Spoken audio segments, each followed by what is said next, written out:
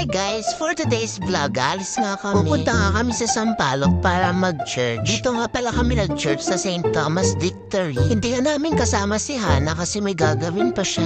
Medyo late na nga kami kasi late kami nagising. Wala nga ni isa sa amin ang nag-alarm. At ang bagal nga nila magsikilos. Dito nga pala sa second floor yung para sa mga kids. Pwede nyo nga silang iwan dito kung meron man kayong kasamang mga bata. Dito nga pala yung papuntang third floor. At nag-start na nga silang kumanta dyan. Hinihintay nga lang namin matapos para makaupo na kami. Nakaupo na nga kami dyan guys, kaya nag-start na si Pastor Vong na mag-preach. Tapos na nga yung mass, kaya naghanap kami nila Stephanie ng samgyupsalan. Gutom na nga kami guys, kaya hindi na kami gano'n nakapag-video. Nahulog na ni In Short yung bracelet na binigay ng crush niya. Dumaan na muna kami sa tita namin at umalis din kami kaagad. May dadaanan pa nga kami sa kabila. Dumaan na nga kami dito sa Espanya para mas mabilis.